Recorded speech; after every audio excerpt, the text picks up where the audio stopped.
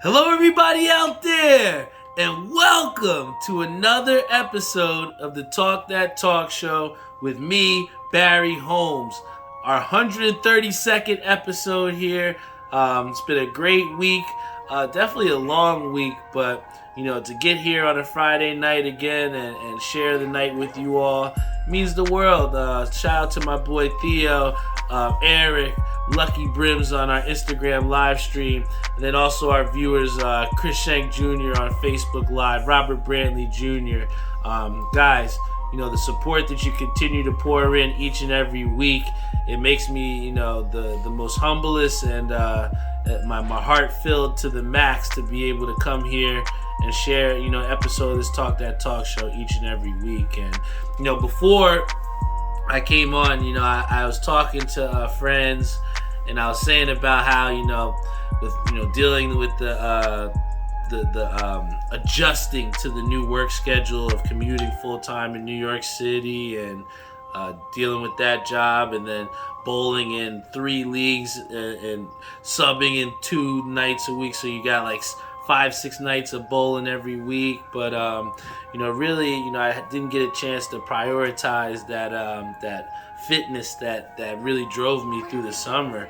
And I don't know what it was within my body, but something pretty much just it was just like it told me, I was like, I gotta hit the gym today, like no matter what. Like I think that from all the days that I've been working and adjusting, I was like, I think that Friday, Saturday, Sunday, Monday is gonna be my best time to hit the gym. And it started with today. I could have easily I did have a long day over at the school, but I think for the majority of the time, maybe not with this show, but towards going to the gym, I made some excuses and not taking advantage of sometimes that I could have done. And I think that today, after going to the gym and seeing that I could lift X amount on the bench, and going back to my cardio, and being able to hit those personal goals on the first day back, it's kind of that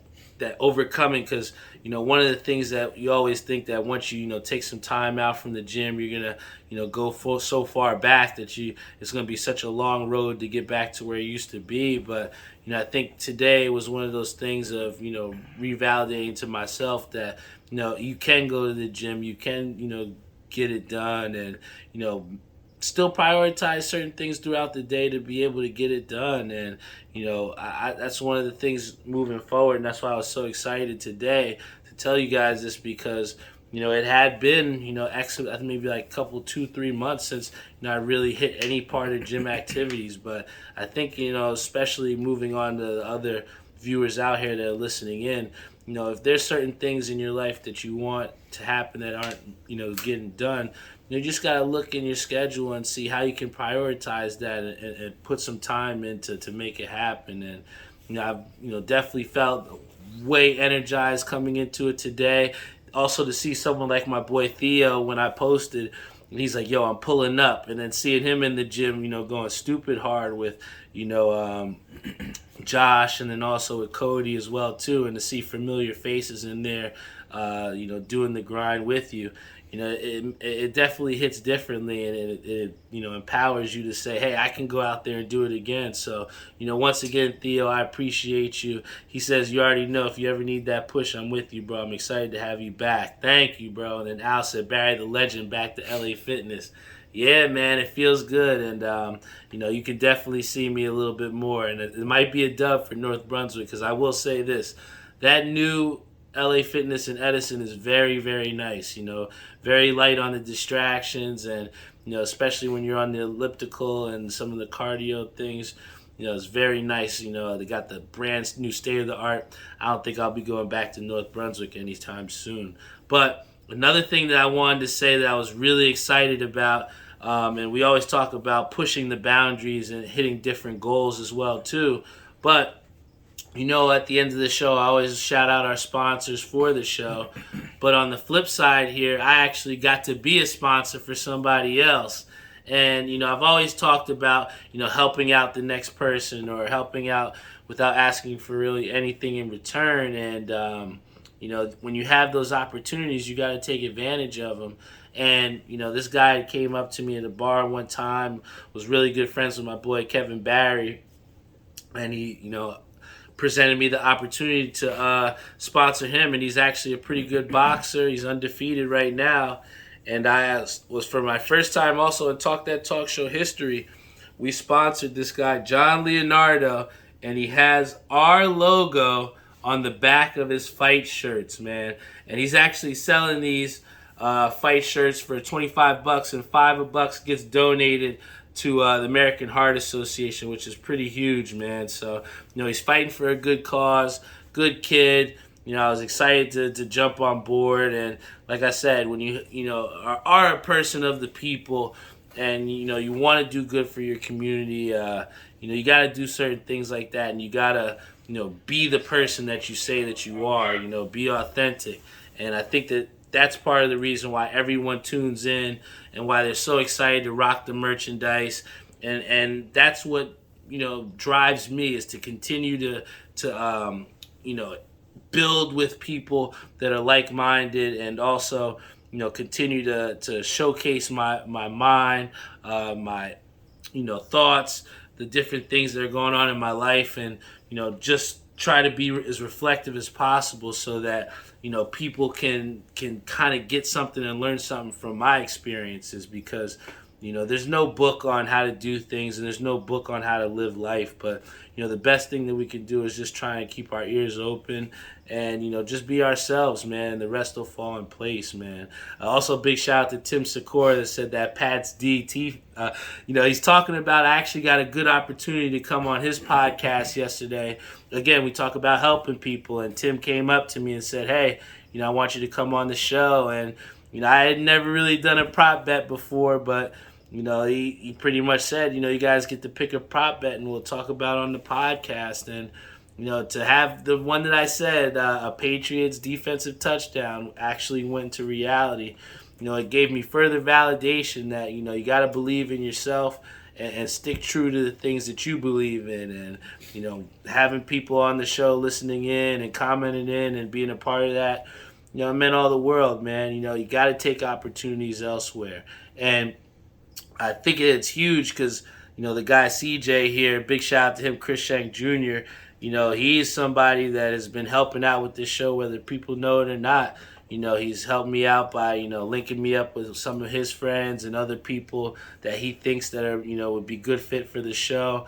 And I think that that's, a bigger thing and much more of a huge value, as opposed to, getting a t-shirt like Kenny Lou says, or getting a pin from people. Because, when you're trying to build with somebody and you believe in their vision and try and do something, without something in return, in way more than a monetary value, to then build the value of that product, man, it means something. Those are the type of people that you got to keep around.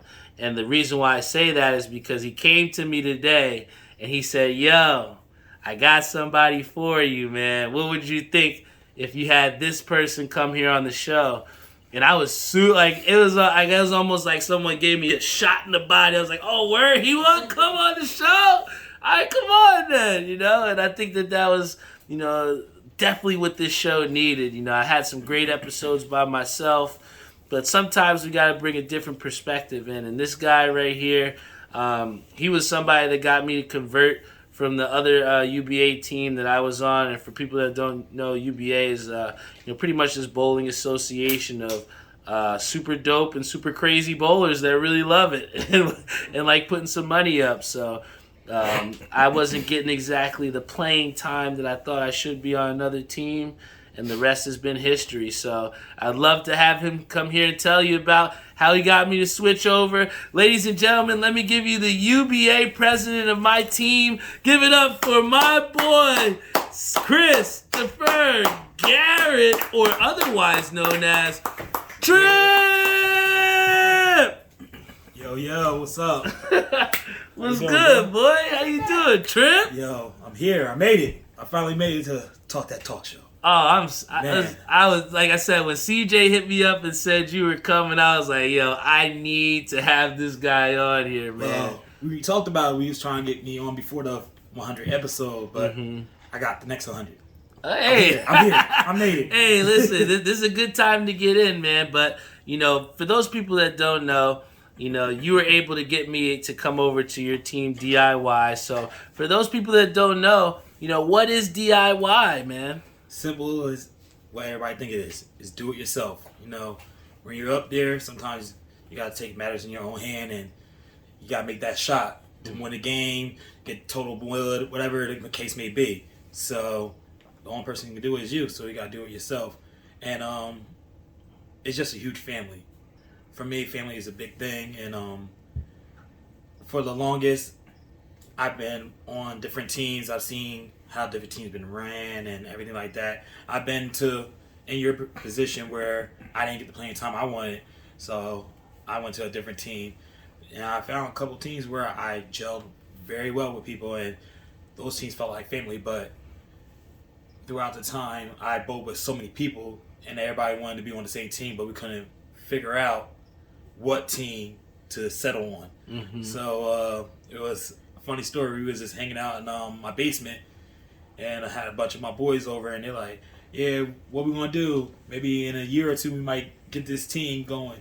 And like, all right, so we was just chopping it up like, all right, maybe you should run it. All right, cool, whatever, we're going to get it going. And the wheels start turning for me, and next thing you know, hey, let's start this team up. It was like a week or two after that conversation, and we got the backers, we got everybody that helped us put the team together. And how I picked the people is like people from different places I bowled in, either from high school, college, junior bowling leagues, wherever I could find them, and we put them all together, and we just instantly gelled. And when we even bring in new members, it's like a family. We just welcome you, and it feels so great to have that with our team. And I think that a lot of people don't realize just how difficult it is to, make up and jumpstart a brand new UBA team. So were you nervous when it came down to starting up DIY? 50-50. So just being the owner and the responsibilities, making sure that the team goes well and the right things happen, that was my big worry. But I knew I had a great support system. So I had the council for our team. It's a group of people that either been in the UBA for a while or just knows how to handle the business side of things. So I have CJ, who's actually the president. I'm the owner, he's the president. So he runs everything. Me and him talk every day. So CJ is the president. We have our team captain, who is his father, Chris St. Jr. Senior. Sorry. Oh, sorry. Ooh. Yeah, yell that over there. Senior, who's the team captain, who helps make the team lineups and everything. Mm-hmm. He's been a bowler for God knows how long. And in the division we are in, he's been in most of the houses. So he knows what type of bowler fits in what type of house. Mm-hmm. So that's the perfect reason why he should be the team captain. Then we have our treasurer, who is Rob. Shout out to Rob. Big shout out to Rob. I know he watches this every week. So shout outs to Rob. Then we have Kim, and just all of us together. We're the council of DIY, and we make sure that we do what we can to make the team great. Yeah, and I think that you guys have done a great job because, we've seen, over these past couple of weeks that we've had some success, and like you said, have started to gel together. And, I think that part of the reason why that it's been so important is you've had, bowlers that have had experiences in different houses. So, we always talk about it, but how important is it to you to, bowl and, consistently bowl at multiple houses? It is very important because you can get put into a match at any time. And it's just getting out there, and you just got to do your best. Sometimes you have a house that's flooded with oil and you're not prepared for that. And sometimes you're a bowler that when it starts to dry up, you're a better bowler then. But just going out, you just have to do it sometimes. And, that's how our team is. Mm-hmm. Our first tour stop, only one of the 9 that was bowled in that house. And that was our team captain. So Going in, I was like, I don't know how this house is going to play. I hope I have the right equipment. I hope the approaches are great and not sticky or they slide too much. So, and they're all different throughout all the houses. So you just gotta be ready. And I think that what you've done and what like you said, our team captain, they've pretty much done the best of their abilities to make sure people were ready. And I've enjoyed my times out there bowling, and I think that people out there as well too. Whether you're on a UBA team or not, it ultimately just comes down to how much fun you want to have, and how much fun you are enjoying the game. Because I feel like at times there are some people that are miserable with bowling and think that they're PBA pros, but at the end of the day, it's really just about going out there and having fun. And I have fun competing at a high level, and when you ultimately make fun the base, then you'll do fine in the UBA, in my opinion. Yeah, so I started in the UBA when I was about 18, 19, just coming out of junior bowling, and then I just kind of like jumped right into the UBA atmosphere, and that's when everything was started growing. And is nothing. UBA now is nothing like it was back then. Back then, I would say it was more in your face, and people were yelling at you while you were on your approach, like trying to mess you up, trying to get in your head, and I loved it. Like when just being a young guy bowling with all the adults, people that I looked up to, people like CJ's dad, like I was bowling with them, and they took me under their wing, trying to get me to be better, not just physically but mentally, because mostly bowling is a mental game majority of the time. I mean, his father said, there's nobody out there that can play defense with you on the lanes. You're bowling against yourself, right, man. And I think that, ultimately, too, with you creating this team, this isn't the only thing that you've created. And I think that makes a testament to, just how hard of a work that you've done as well, too, because we've seen that you've had success, creating tournaments as well, too. So can you talk about, like, for those people that don't know out there, what does it take to create your own tournament? Again, it's a lot of support. You just got and communication. Support and communication. You have to pretty much go to whatever house you want to go have the tournament at. Talk to whoever runs the bowling alley or whoever does the tournaments there. Talk to them and say, hey, I want to run this tournament out here. Then you have to work with the house, like, okay, what time, what date, how many games you guys trying to bowl, how much lineage is, how much you gotta do. It's a lot of business you gotta go through with that. Once you get the set date, then it goes from, all right, am I gonna have brackets, pots, who's gonna run that stuff? So you gotta find somebody who's good with that, or sometimes it's like you can run it yourself, but it's a lot more work on you. So you would rather have somebody doing that. Then you gotta make sure you get the flyers out there, promoting the tournament, making sure that everybody knows about it. And it's hard. Sometimes it's very hard, honestly. I had the ups and downs with it. I've had a tournament that sold out and been great, had no problems, and then I had ones that got like half the entries, and then you're like, do I still do it? And then I still run it just for the people that was there and who supported it. Like, hey, I still put the money out there, so I'm going to do it for them. So it's never about me. I don't really worry about that. I'd rather put out a good tournament for the people who comes out and participate. Oh, yeah. So I usually run with a 3-person team. It's myself, again, it's CJ. He's there helping, making sure entries are coming in right, making sure the money's right, making sure this is right, making sure like everybody's okay. And then we have the bracket man for me is John Dansbury. Oof. Over at Mooresville, my boy. He's been a great help and a good friend to me since we met, and he does brackets for the brackets and pots for his tournaments he runs, UBA, whatever he does. He does a lot of things, so I trust him, and he does a great job. And ever since, that's our 3-man team. Hey, well, at least you have an established group there that can help you to get that success.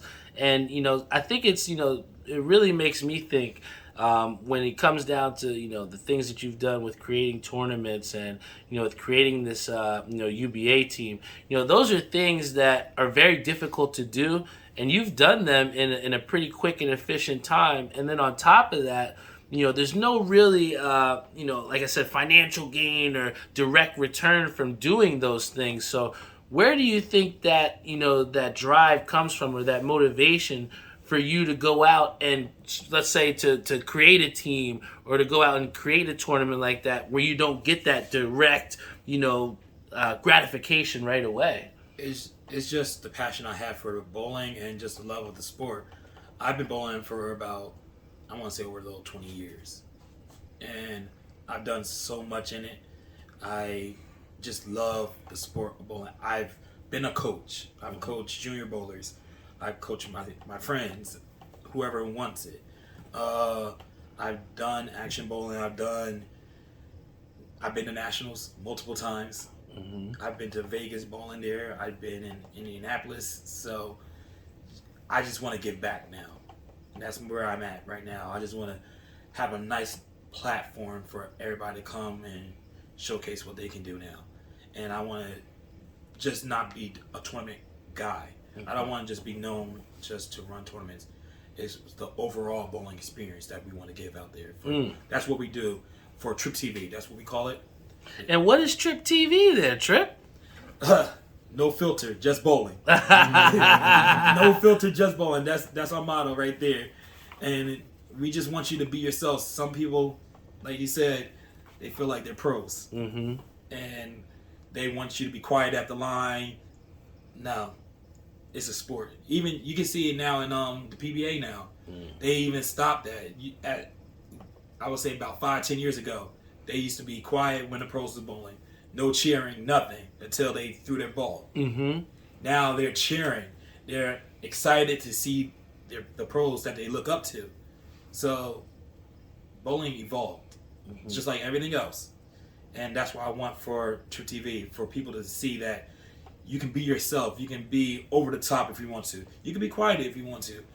It's open range for you. And just come, have fun. I want you to have fun when you're at my tournaments or at any events that I run. I want you to have fun and be yourself and not worry about what the other person may think about you. And that's very refreshing to think, man, and to actually hear, because I feel like oftentimes, and I've had this before with people, where you feel like they're trying to fulfill like some type of persona that people want them to be. And, I can say with the full, fledged heart that this guy, since day one, whether he's celebrating before he threw the shot, whether, he's always been himself, and I respect the hell out of that. But, for those people that don't know, he has his name is Tripp. Where, let's let the people know, where the hell did you get that name Tripp? Because it's so fucking catchy. It is, man. So, my first team that I was on in the UBA, they said, you got to make up a name.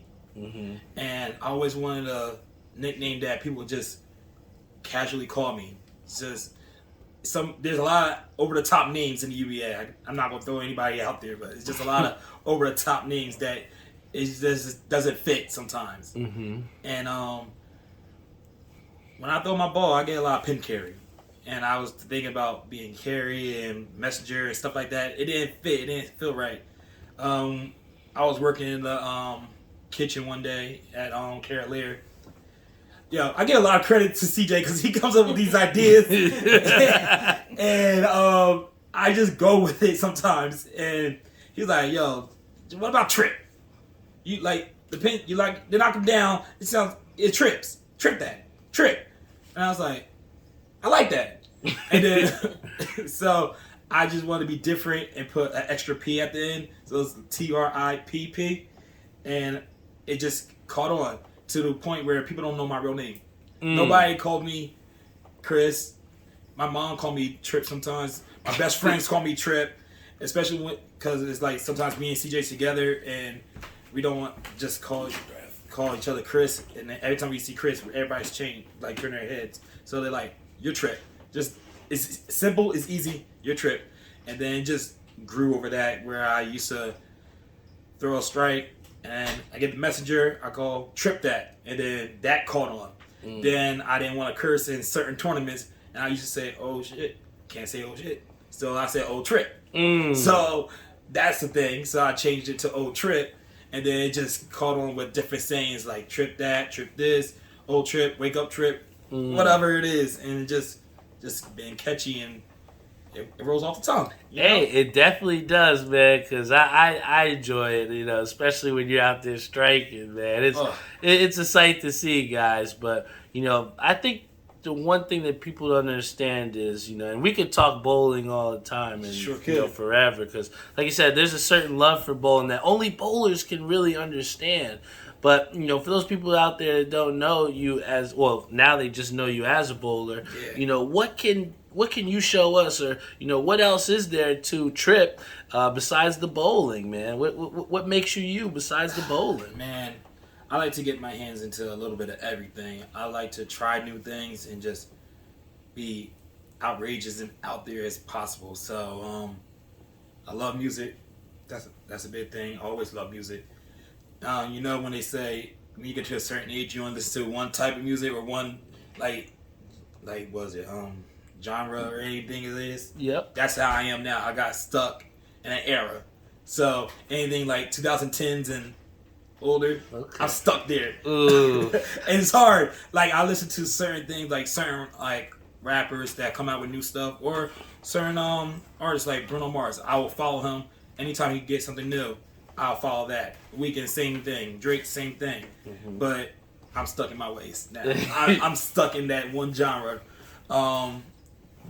Back in the day, I used to run a dance team. Okay. So I used to be a dancer for a while, and it was a Jersey club scene. It's heavy out in North Jersey. North Jersey, Central Jersey. Brick Bandits. Yes, Brick Bandits. EMG, Jiggy That Music. That's what I was part of. I was part of Jiggy That Music. I had a team called Team Jiggy. Okay. We kind of got that idea off of Will Smith. Getting jiggy with it. Nah. Yeah, I know. You know how it goes. So I had brought again a bunch of my friends and family just came together and we had like a dance team. So I done that. I did that about 5 years until adulthood hit. Knees start wearing out. Running low. It's like, you gotta start working and stuff and paying bills, and then it just transitioned into just doing everything else now. And big comic book fan. I love DC Comics. I like the darker stuff. Like my favorite comic book is always Batman. Oh, okay. Now, how can you go wrong with Batman? He could beat anybody with prep time, but that's a different story. But outside of that, I like Marvel too. I'm a huge Marvel fan.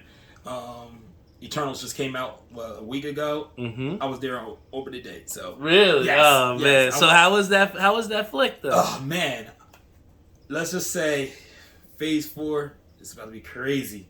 I just can't wait. There's a lot of teasers coming out with that. For those who did not see it, go see it. It sets up everything. I saw Shang-Chi before it just hit on Disney Plus. Go see that. Watch it. All these movies that's coming out right now, you need to catch up on them. And if you haven't been following MCU, perfect time to start. Ooh. The next big thing is about to be the Spider-Man, December 17th. Oh, okay. So was it was it Miles Morales or No. It's gonna be it's Tom Holland as Spider-Man, but what he's doing is his third movie. Okay. It's No Way Home. He pretty much didn't want everybody to know he's Spider-Man anymore, because in the last movie it was they put the villain put it out there for him. So now he's like, I don't want anybody to know. So he went to Doctor Strange to say, hey, can you fix this for me? And, Spider-Man's always talking and messing things up, and he messed up the spell. And it opened up pretty much the multiverse. Wow. It's the start of the multiverse. So all the villains from different Spider-Man trilogies is coming in. So Tobey Maguire's villains, he's coming in. Damn, so Then that's you like the have, guy on the... Yeah, I know what you're And talking then Andrew Garfield's, his movies, their villains coming in. Plus the ones that's already here. Damn, so Spider-Man is for some shit, man. Yeah, it's about to be wild. So now he got to figure out everything. So he got like pretty much they're teasing the Sinister Six, which is a big thing in comic books. So he got to fight all these villains. So there's a lot of teasers, a lot of rumors happening. My big thing is I hope all 3 Spider-Mans come out. That's my thing. Now if that happens, I'll be happy. I don't need to see anything else. I might just be good to go. It'd be like an out-of-body experience. I would just be like, thank you. So I'm going to be there opening night to see that too. Hey, well, besides comic books, are you into sports at all besides, the bowling? Oh, man. So I'm a big wrestling fan. Okay. Survivor Series this week. Oh. It's at the Barclays. Have you ever been to a Wrestlemania? Not yet. Ooh. It's on my bucket list. Okay. Now, I will say this. I was huge on wrestling as a kid. I think I used to like Rey Mysterio or Goldberg. Like who would you say were like your top 3 wrestlers of all time? All time. Top 3 wrestlers. All right, how about this? I'll give you mine, right? All right, go first. Yeah. I gotta put Stone Cold Steve Austin in there. Okay. You gotta Give me a hell yeah. hell yeah! Like, come on, who doesn't like that, man? Of course. I know I'm gonna catch flack, but I do like Rey Mysterio, man. I think that as a kid seeing him doing all that high flying shit, it was really really cool, man. And then finally like.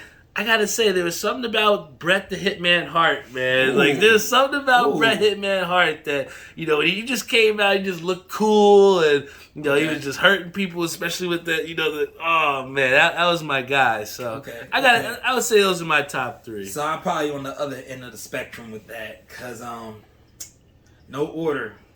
I got a good group, but if I had to pick 3, Triple H. Okay. Oh, man, yeah, you got... I'll give you Triple H for sure. I've always been a fan of his, just the game. He's the game. Mm-hmm. And I based my persona in bowling same way. My old jersey was that damn good. That was a catchphrase. From the oldies. So that's one thing for him. Kurt Angle. Ooh, okay. Yes. When did he wrestle in the Olympics with a broken neck? Freaking neck. Yeah. A broken freaking that neck. Dude is tough. And won the gold medal. He will let everybody know this. So, sorry, Gabe. What's his name? Gable? The new guy coming out? Gable Stevenson? Yeah. Yeah. You ain't do it with a broken freaking neck. Big facts. Big facts. And to round it out, I'm a Jeff Hardy fan. Ooh, Jeff Hardy, the Hardy Boys. Yes, the charismatic enigma. Ooh. Man, I just love everything he did, and still do. He's done so much, and he's been a world champion. He was a guy that you wouldn't think would be a champion, but he was. And that high flying swanton, can't beat that. Man, can't beat that. Can we give an honorable mention to my boy The Rock, man? The Rock, you gotta put him in there, man. I do. He's a hard worker, but he's not even in my top 5 right now. What? He's not in my top 5. How about The Undertaker? You like the Not in my top 5. Damn! I'm a fan of theirs. Not even in the top 5? Sheesh. If I go number 4, AJ Styles. Oh, man. The phenomenal one. I watched him outside of the WWE and the Indies and Impact where I really saw him. That's one of my other favorites. So that's number 4. Hey, well, shit, man. We definitely put out some great wrestlers there for sure. But I think that there's so much to us with the wrestling and also with bowling. It's the same thing. It's like if you're a fan, you can talk about it all day. Right? It's like all those passions. But what for you, I guess outside of that, we all have to spend a lot of our time at work. And people might not know what you do for work. So, what is it that you do, Tripp? Right now, I'm a transporter at a hospital. So I patient transport. I help them out wherever they need. I'm a dispatcher there, so I'll help with all that, making sure that certain patients get the priority just because of their higher care and they need intensive care ASAP. So I make sure those patients go up first and things like that. So it's a lot more into it, but it's a deep dive. I'm not trying to get into it. No, but that's huge, man. I mean, that's definitely a job that not everybody can do, man. And especially to take that time and use that to build towards something that you want. I think that's the ultimate goal. So with working that job, with bowling as much as you do, with having Tripp TV, what is that ultimate goal for Tripp, or what is it that you're building towards? I feel like it'll be a legacy that I can pass on to my kids when I get there. I want them to look back and like, whoa, my dad worked hard. While he was doing this, while he was raising me, he was also doing this. He had his hand in this. How did he do all this and still have time for me? I want them to think back and like, he was there, So. And I think that you hit it right on the head with legacy, because if, in each of these episodes, we're pretty much trying to deliver high quality programming that'll last longer than our natural life. You know what I'm saying? These are now artifacts. These are time capsules as far as what captivates us in this moment and how we're feeling. And that same drive that you have to create a long-lasting and a positive legacy is the same thing that drives me with this show, man. I think for people that are listening out there, you just got to lean on those passions that you have and highlight the things that really make you tick. And when you're able to do that and allocate the time to build yourself to not only succeed in that, but to continue to push fast and create new boundaries for the things that you're passionate about, there's no telling what you can do, man. And you've shown us so many times in and time out with the different endeavors that you're doing. You're somebody that's going to continue to create great things, man. Yeah, it's just a drive to do it too. I have a different idea almost every day, and I have multiple notebooks just writing down ideas because it comes so fast, and then I try to do it all at the same time. But again, I have my support system that says, hey, slow down, take it one step at a time, do it here, do this. We got one of his support members. I got a support system here already. So he, like I said, CJ, I call him just about every day, sometimes 3 times a day. Like, yo, what do you think about this? He's like, I like it, but we gotta do this first. I'm like, okay. Then I'll call him back like 30 minutes later. Yo, you remember when I told you about this like a month ago? Yeah, I think we gotta do this. And he's like, all right, we're gonna do this, but we're gonna finish this first. I'm like, okay. So it's hard for me because I just have so many ideas that I want to just put out there and so much I want to show everybody, but I feel like I don't have enough time. Yeah, I mean, we talk about it so much. It's like, it seems like 24 hours isn't enough time in the day. And, I think that with, time prioritization and, the right support system to guide you in those directions, I think that, it makes for full days, it makes for productive days, and, when you have that set schedule of what it is that you need to do, there's so much that you can do in those 24 hours, man. But, I appreciate you so much for coming here on this show and absolutely rocking out. But I can't let you go without having a drink review here. I don't know if you had it before, but for those that don't know what this red bottle means, it's a white Henny time. So can we get the cups, please? Yes, bring it over. I can't have the team president on the show and not give him some of the white Henny, man. Oh, that's a blessing right there. What kind of host would I be? But you good with some Henny, man? You gonna be good? All right. I love that white Henny. So if it wasn't for white Henny right now, what would you say is your drink of choice? If everybody who knows me, who's watching this, they will all say it's Jack Daniels. Okay, a little I'm a Jack big Daniels. Jack Daniels fan. So a couple years back, my mom and I went and did a little road trip. We drove all the way out there to Lynchburg, Tennessee, and went to the distillery. No shit. We learned the history about Jack Daniels. We learned everything about it. They saw the big old barrels full of them. I want to take a barrel home, man, if I could. I was going to take a barrel. Oh, man, I don't think you It's need... a lot of money. It's a lot of money to get a barrel, but Oh, I man. wanted to do it. And I just love sampling all their brands. My favorite is just the original. But I like them all, though.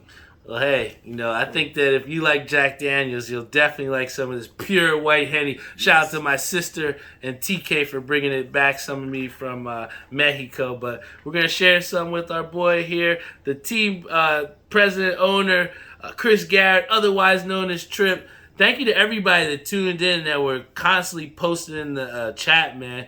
I mean, we had 11, 13, 14 people on Facebook Live, about 6, 7 on Instagram. I think we got people out here that really support the show. And whether you're Dave Stonelis, whether you're Kevin Green, my boy Jeff Farrell, Eric Rib. Oh, he says, who did we forget? Ric Flair. How could we forget Ric Flair though? Woo! Woo! Oh man, if you're Nature from Jersey. And then my boy Jeff also says the Dudley Bros, but Of course. Oh, that's me and CJ, tag team partners. We're the Dudley boys. Hey. Tripp Dudley, Strike Dudley. We got Two Hand Dudley. Shout outs to Cole Fusick and Gavin. Little G Dudley. He's like the little Spike Dudley of the group. So, shout outs to them. You know what? You always have some funny shit, man. I appreciate it, man. But yo, cheers up to you, man. And hey, let's get some of this white Henny in the system. Ooh, It goes down so smooth. Ooh. No chill. I think I got my swagger back. It's so good. Yeah, man. Tim says, I'm more of a scotch and a water, shaken, not stirred on the rocks with a twist. He's full of shit, man. There's no drink. Ain't no way, boy. Ain't no way.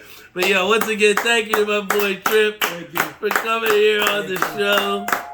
I'll be back. I will be back. Yeah, man. And yo, TV. okay, we have Dave says drinking 2 different bourbons and mixing in the White Russians. Ooh, okay, damn. He's trying to have a long night. But yeah, once again, guys, thank you so much for tuning in here to the Talk That Talk show. Great episode, man. Once again, Tripp did his absolute thing. Guys, you can always check us out at talkthattalkshow.com. You have all the different people that have been rocking our merch. We got them up there on the website.